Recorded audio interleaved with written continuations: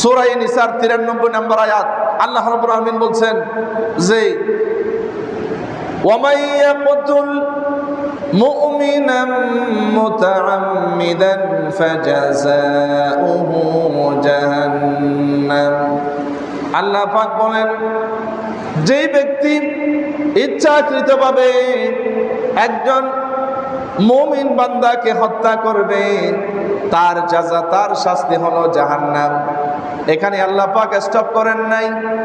আল্লাহ পাক এরপরে বলছেন খালিদান ফিহা।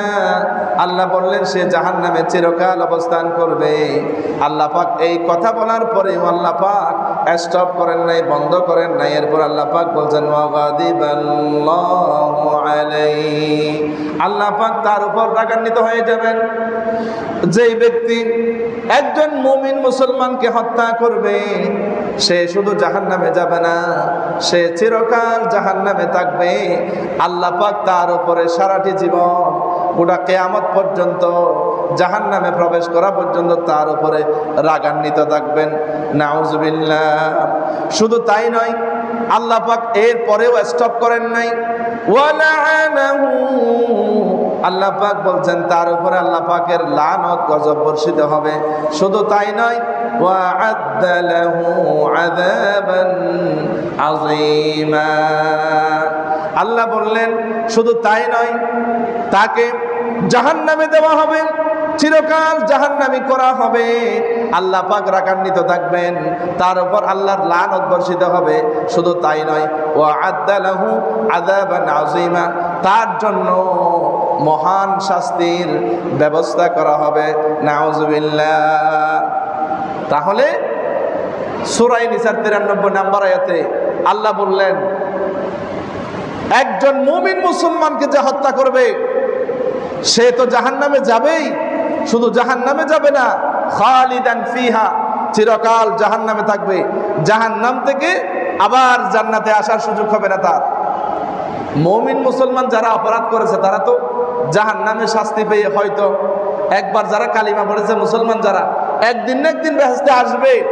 কিন্তু যারা একজন মুমিন মুসলমানকে হত্যা করবে তাদের কোনোদিন চিরকাল জান্নাতে আসার সুযোগ নাই। নাউজুবিল্লাহি মিন যালিক। শুধু তাই নয়, আল্লাহ বললেন ওয়াগাদিবাল্লাহু আলাইহি, তার উপরে আল্লাহ পাক রাগান্বিত থাকবেন। আল্লাহ যদি রাগ করে তার উপরে, তাহলে আর তো উপায় নেই। ওয়ালাআনাহু, তার উপর আল্লাহর লানত। ওয়াআদ্দা লাহু আযাবান আযীমা, তার জন্য কঠিন শাস্তি, পীড়াদায়ক শাস্তি তার জন্য নির্ধারণ করা হবে।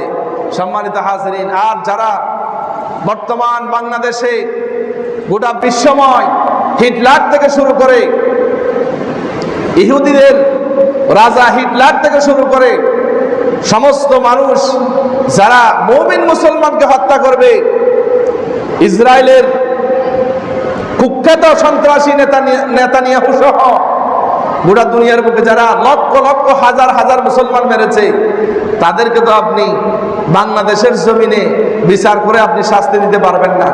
আপনি একটা লোক 100 লোককে হত্যা করলো, আপনি তাকে বাংলাদেশের আইনে একবার তাকে ফাঁসি দিতে পারবেন, তাকে তো আর 100 বার ফাঁসি দেওয়া যাবে না। এই জন্য আল্লাহ পাক জাহান্নাম রেখেছেন। এই জন্য আল্লাহ পাক তাদের জন্য জাহান্নাম রেখেছেন। জাহান্নামের মধ্যে 1 কোটি বার ফাঁসি দেওয়ার। কিভাবে কিভাবে শুনুন, জাহান্নামের মধ্যে লা ইয়ামুতু ফিহা ওয়া লা ইয়াহইয়া, সেখানে মরবেও না বাঁচবেও না, মরা বাঁচার মতো অবস্থা হবে।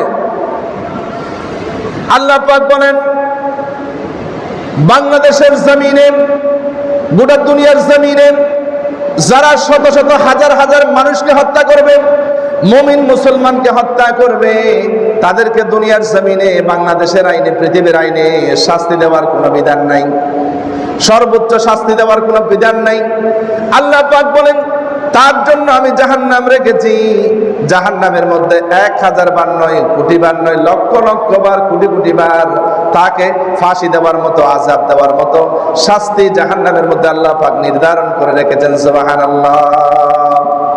আল্লাহ পাক বলেন কুল্লামা নাযিজাত জুনুদুহুম বাদদালনাহুম জুনুদান غيرها ليذوقوا العذاب আল্লাহ বলেন জাহান্নামের শাস্তি ভোগ করার জন্য তার গায়ের চামড়া যখন পুড়ে যাবে আমি আবার নতুন চামড়া দেব, নতুন চামড়াগুলি যখন আবার শেষ হয়ে যাবে আবার নতুন চামড়া হবে।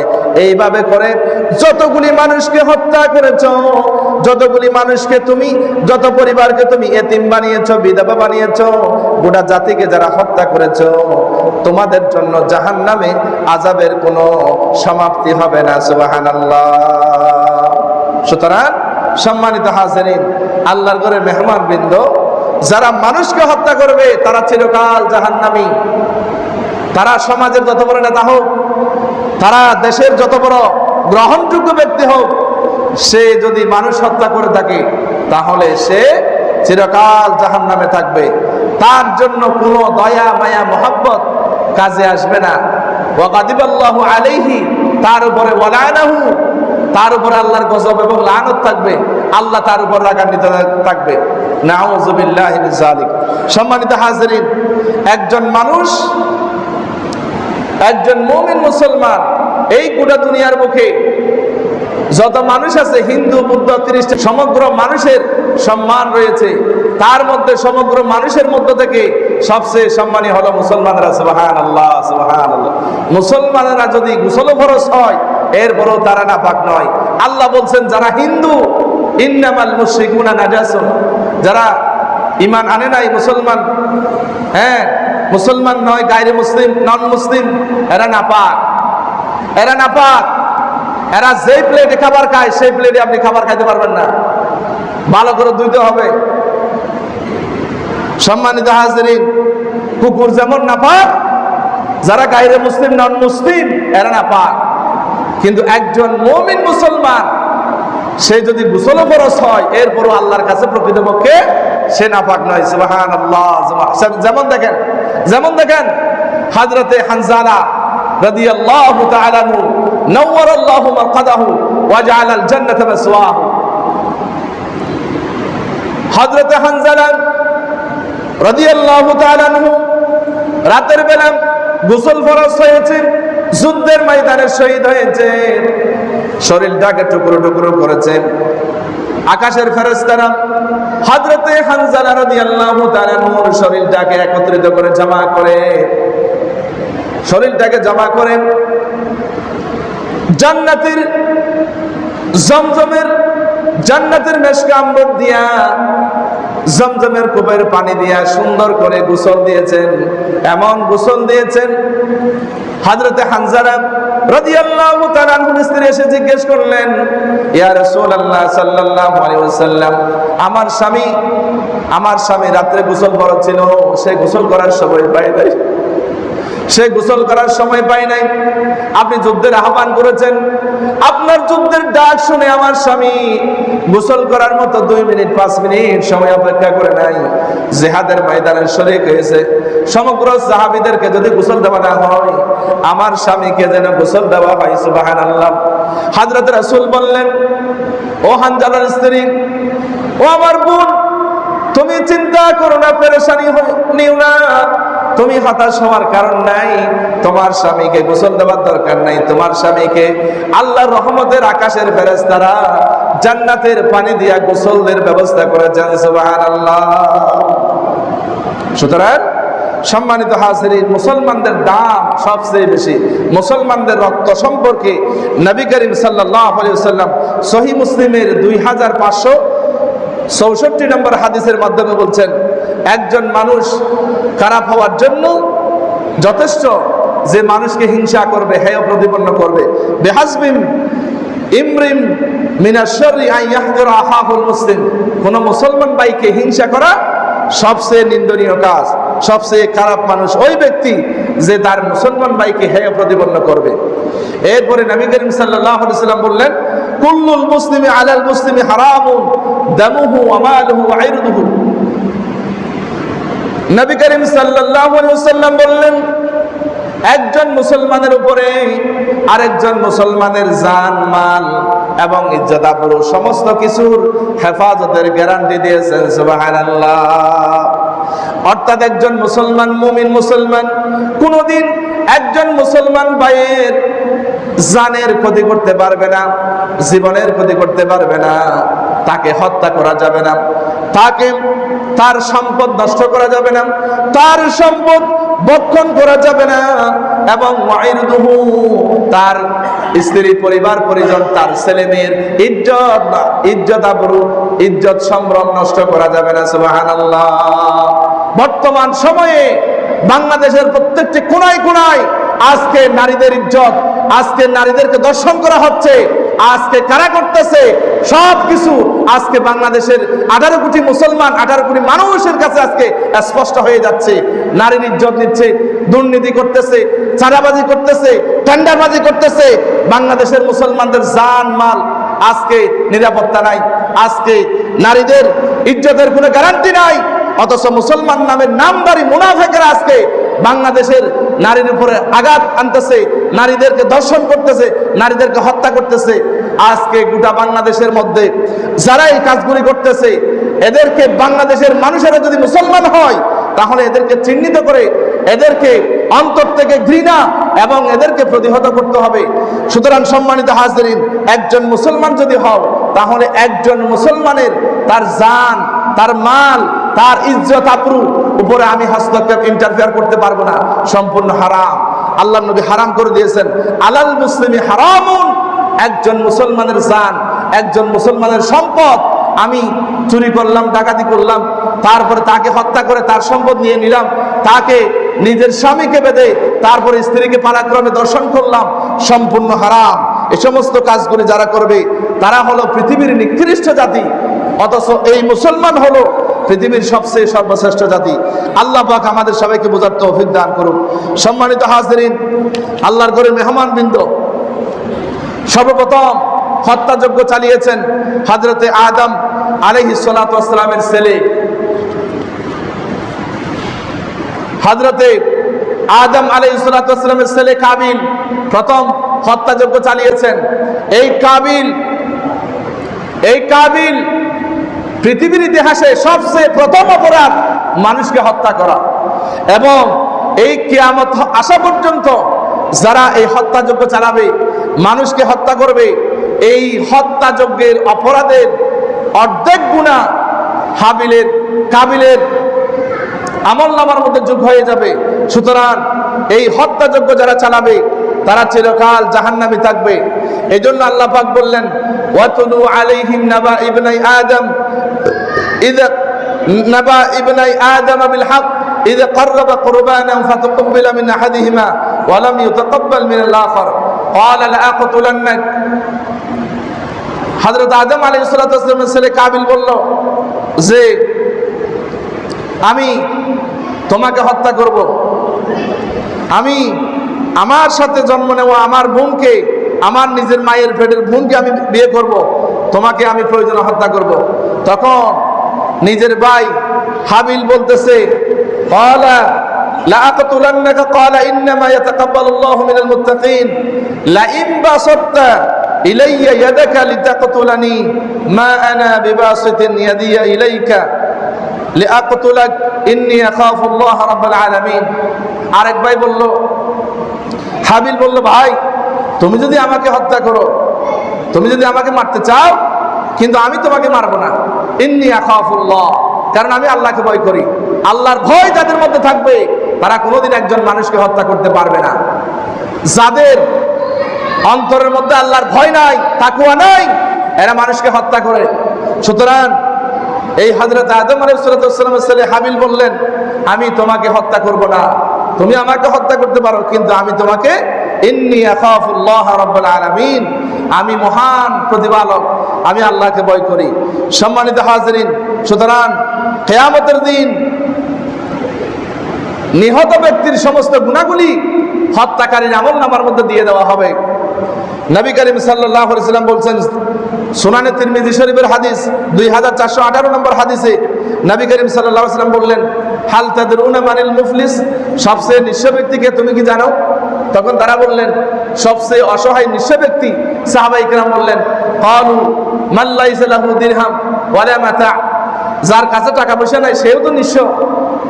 আল্লাহ নবী বললেন না, সবচেয়ে নিঃস্ব ওই ব্যক্তি যেই ব্যক্তি দুনিয়ার জমিনে নামাজ পড়েছে, হজ করেছে, যাকাত দিয়েছে, ভালো কাজ করেছে, কিন্তু মানুষের সম্পদ খেয়েছে, মানুষ হত্যা করেছে। ওই যে পরকালে কিয়ামতের দিন যাওয়ার পরে তার আমলগুলি, সমস্ত আমলগুলি দিয়ে দেওয়া হবে। আরেকজনকে গালি দিয়েছে, আমি গালি দিয়েছি, সোয়াব দিয়ে দিছি। আমি হত্যা করেছি, সোয়াব দিলাম। আমি আরেকজনের সম্পদ খেয়েছি, আমার সোয়াবগুলি দিলাম। এখন মানুষের বিচার ফাইসালা হওয়ার আগে আমার সোয়াবগুলি শেষ হয়ে যাবে। এখন আমার কাছে আছে গুনাহ। এখন ওই ব্যক্তির গুনাহগুলি, সোয়াব যদি দিতে না পারো তাহলে গুনাহগুলি নিয়ে তাকে তুমি জাহান্নাম থেকে বাঁচাবে, সে জান্নাতে যাবে, তুমি জাহান্নামে যাবে গুনাহ নিয়ে। নাউযুবিল্লাহি মিন যালিক। আল্লাহ নবী বললেন সবচেয়ে নিঃস্ব ব্যক্তি ওই ব্যক্তি যে কিয়ামতের দিন সমস্ত আমলগুলি ফুরিয়ে যাবে। জান্নাতি ব্যক্তি জাহান্নামে প্রবেশ করতে হবে, এই ব্যক্তি হলো সবচেয়ে নিঃস্ব ব্যক্তি। নাউযুবিল্লাহি মিন যালিক। সুতরাং যারা মানুষকে হত্যা করবে তারা তার গুনাহগুলি সেদিন আমাকে নিয়ে, আমি হত্যাকারী, আমি হত্যা করেছি, তাহলে আমাকে এই গুনাহগুলি নিয়ে আমাকে জাহান্নামে যেতে হবে। নাউযুবিল্লাহি মিন যালিক। যে ব্যক্তি মানুষকে হত্যা করবে, মানুষের উপর জুলুম করবে, ওই ব্যক্তির বিচার কিয়ামতের দিন আগে হবে, বিচারকদের বিচার আগে হবে এবং জালেমদের বিচার আগে হবে।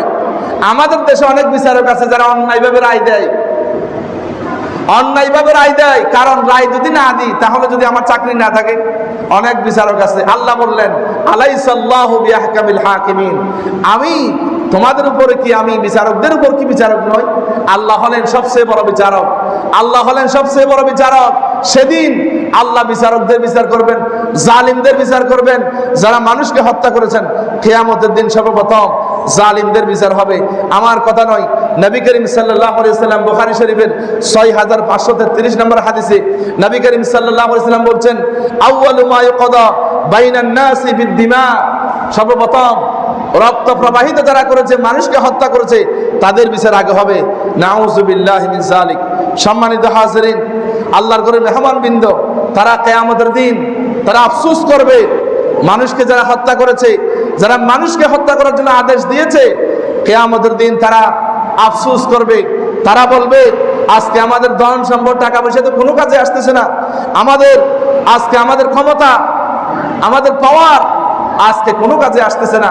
তারা আফসোস করে বলবে, আল্লাহ রাব্বুল আলামিন বলেন মা আগনা আন্নি মালিয়া, সেদিন তারা বলবে আমার ধন সম্পদ টাকা পয়সা, হাজার হাজার কোটি কোটি টাকার সম্পদ আজকে কোনো কাজে আসতেছে না। নাউযুবিল্লাহ। তারা বলবে আমার কোটি কোটি টাকার ব্যাংক ব্যালেন্স, টাকা পয়সা অভাব নাই দেশে বিদেশে, কিন্তু কোনো কাজে আসতেছে না কিয়ামতের ময়দানে। এরপর তারা বলবে হালাকা আন্নি সুলতানিয়া, তারা বলবে আজকে আমার ক্ষমতা ছিল দুনিয়ার জমিনে, আজকে কিয়ামতের ময়দানে আজকে আমার কোনো ক্ষমতার কোনো পাওয়ার নাই, ক্ষমতার কোনো কাজে আসবে না। সেদিন তারা আফসোস করবে।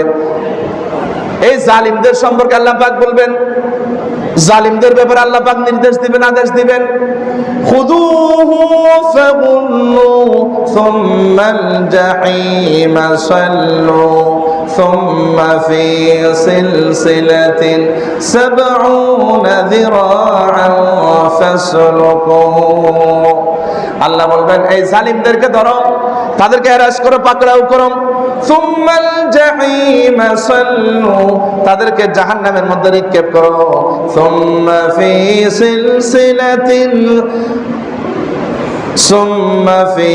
সিলসিলাতিন যারউহা সাবউনা যিরাআন ফাসলুকু। আল্লাহ বললেন তাদেরকে 70 হাত লম্বা শিকল দিয়া তাদেরকে পেঁচিয়ে তাদেরকে বন্দী করে ফেলো। নাউযুবিল্লাহ। আল্লাহ বলবেন জালিমদেরকে ধরো, জাহান্নামে নিক্ষেপ করো, 70 হাত লম্বা শিকল দিয়া বেঁধে তারপরে তাদেরকে জাহান্নামের মধ্যে নিক্ষেপ করো। একটা শিকল দিয়া রশি ঢুকাই দিবে নাকের ছিদ্র দিয়া, গাল দিয়া ঢুকাই দিবে, পায়খানার রাস্তা দিয়ে বের করবে, তারপরে এমন ভাবে পেঁচাবে সেখানে এমন শিকল, যে শিকল দুনিয়ার শিকল নয়, মানুষ হয়ে যাবে 70 যারা, মানুষ হয়ে যাবে 120 হাত লম্বা, একটা বেহেশতের মধ্যে একটা আপেল হবে 1 মণ ওজনের, একটা আঙ্গুর হবে 12 হাত 14 হাত লম্বা। আমাদের বাংলাদেশের এই আযাব হবে না। 70 হাত লম্বা শিকল, সেটা এমন লম্বা হবে যেটার পরিণাম বাংলাদেশের কোনো কিছু দেওয়া সম্ভব না। সম্মানিত হাজরিন, এজন্য যারা জালিম তাদের অবস্থা হয়ে যাবে ভয়াবহ। সম্মানিত হাজরিন, আল্লাহর ঘরে মেহমান বৃন্দ, সুতরাং যারা এই জালিম দুনিয়ার জমিনে জুলুম করবে, যারা ক্ষমতা পেয়ে ক্ষমতার অপব্যবহার করবে, তাদের জন্য কিয়ামতের ময়দান হয়ে যাবে অন্ধকার। জালেমদের জন্য পরকাল হবে অন্ধকার।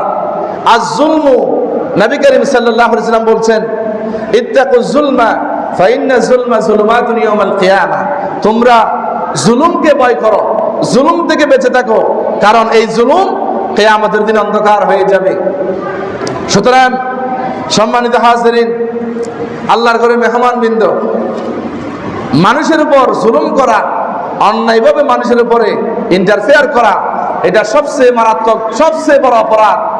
এজন্য নবী করিম সাল্লাল্লাহু আলাইহি ওয়াসাল্লাম একবার মানুষের মর্যাদা সম্পর্কে হযরত আব্দুল্লাহ ইবনে ওমর কাবা শরীফের দিকে তাকিয়ে বললেন, মা আযামাকি ইয়া আইয়াতুহাল কাবা, হে কাবা, তোমার অনেক সম্মান, হ্যাঁ তোমার অনেক সম্মান, তোমার অনেক মর্যাদা, কিন্তু তোমার ঘরের চেয়ে, তোমার চেয়ে একজন মুমিন মুসলমানের সম্মান, তুমি আল্লাহর ঘর, তুমি কাবা, তুমি বাইতুল্লাহ, তোমার চেয়ে একজন মুমিনের দাম, সম্মান, মর্যাদা আল্লাহর কাছে সবচেয়ে বেশি। সুবহানাল্লাহ, সুবহানাল্লাহ।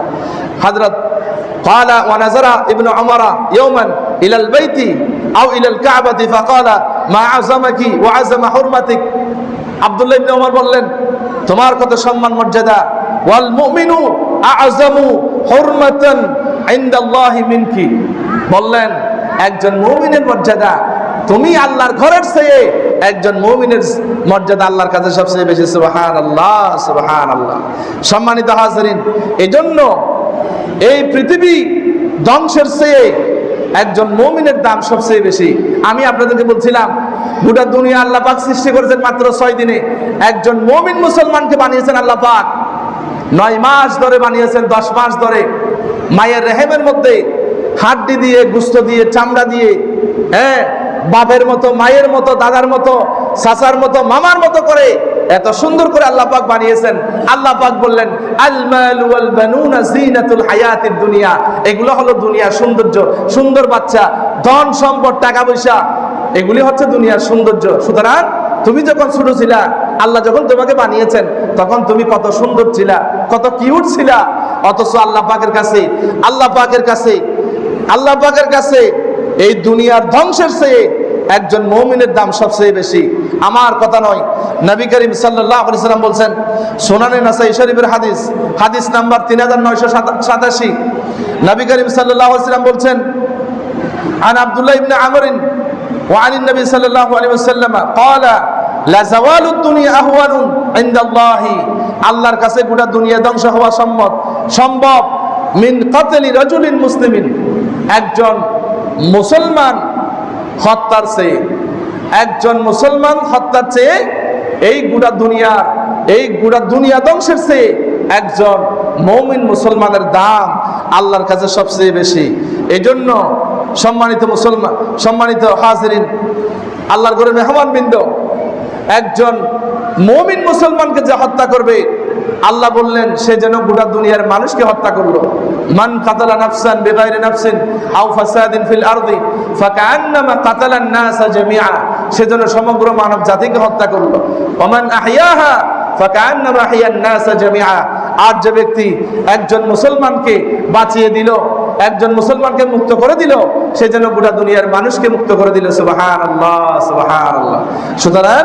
সুতরাং একজন মুমিন মুসলমান, একজন মুমিন মুসলমান আল্লাহর কাছে সবচেয়ে দামি। একজন মুসলমান ভাইয়ের উপরে আমি হত্যা করতে পারবো না, একজন মুসলমান ভাইয়ের উপর আমি আঘাত করতে পারবো না, একজন মুসলমানের ধন সম্পদ আমি অন্যায়ভাবে খেতে পারবো না, একজন মুসলমানের স্ত্রী, একজন মুসলমানের বোন, আমি তার ইজ্জত আবরু হরণ করতে পারবো না, সম্পূর্ণ হারাম, সম্পূর্ণ হারাম। এই জন্য নবী করিম সাল্লাল্লাহু আলাইহি ওয়াসাল্লাম বলছেন, আল মুসলিমু মান সালিমাল মুসলিমুনা মিন লিসানি ওয়া ইয়াদিহি, একজন মুসলমান ওই মুসলমান উত্তম যার মুখ এবং হাত থেকে অপর মুসলমান নিরাপদ থাকে। সম্মানিত হাজিরিন, আল্লাহর ঘরে মেহমানবৃন্দ, আরো অনেক কথা আছে। নবী করিম সাল্লাল্লাহু আলাইহি ওয়াসাল্লাম বলছেন, যে ব্যক্তি একজন মানুষকে হত্যা করবে সে মানসিক প্রশান্তি পাবে না, তার মধ্যে ডিপ্রেশন কাজ করবে, হতাশা কাজ করবে। হাইরে আমি কখন ধরা পড়ে যাই। আমি ওই যে দেখলাম চট্টগ্রামে নিজের স্ত্রীকে কেটে টুকরা টুকরা করে টয়লেটের বাথরুমের মধ্যে ঢুকাই দিছে, ধরা খাইছে না? ধরা খেয়ে গেছে। সুতরাং পালাবার কোনো রাস্তা নাই। হত্যাকারীরা কোনোদিন বাঁচতে পারে না, হত্যাকারীরা কোনোদিন বাঁচতে পারে না, তাদের ভিতরে টেনশন কাজ করে। অথচ নবী করিম সাল্লাল্লাহু আলাইহি ওয়াসাল্লাম বলছেন, একজন মুমিন মুসলমান সব সময় তার আত্মমর্যাদা, আত্মতৃপ্তিতে ভোগে, কিন্তু সে যখন একজন মানুষ যখন অন্যায় কাজ করবে, হারাম কাজ করবে, তার ভিতরে পেরেশানি, হতাশা, টেনশন, হাইরে আমি কখন ধরা পড়ে যাই, তার ভিতরে প্রশান্তি কাজ করে না, তার ভিতরে হতাশা কাজ করে, চিন্তা, ডিপ্রেশন কাজ করে। এই জন্য সম্মানিত হাজিরিন, আমি আমার এই সংক্ষিপ্ত আলোচনা থেকে আমি আপনাদেরকে বোঝার চেষ্টা করলাম যে একজন মুসলমান, একজন মুমিন মুসলমানের দাম এই গোটা দুনিয়ার চেয়ে, কোটি কোটি টাকার চেয়ে সবচেয়ে দামি হলো একজন মুসলমান। একজন মুসলমানের দাম সবচেয়ে বেশি। এখানে আবার মুসলমান নরনারী, নারী এবং পুরুষের মধ্যে আবার পুরুষের, নারীদের দাম বেশি, কারণ নারীদের জীবনটা দুর্বল। এই জন্য সবচেয়ে বেশি গোটা দুনিয়ার বুকে সবচেয়ে বেশি নির্যাতিত, নিষ্পেষিত হয় নারীরা, বেশি নির্যাতিত হয়। সুতরাং সম্মানিত হাজিরিন, আল্লাহ পাক আমাদেরকে, আমাদের মাধ্যমে যেন আমার মুসলমান ভাই যেন তার জান মাল, তার ইজ্জত আবরু যেন আমার মাধ্যমে নিরাপত্তা পায়। আল্লাহ পাক আমাদের সবাইকে বোঝার তৌফিক দান করুক, আমিন। হাদা মা ইনদি ওয়াল ইলমু ইনদাল্লাহ। ওয়াসসালামু আলাইকুম ওয়া রাহমাতুল্লাহি ওয়া বারাকাতুহু।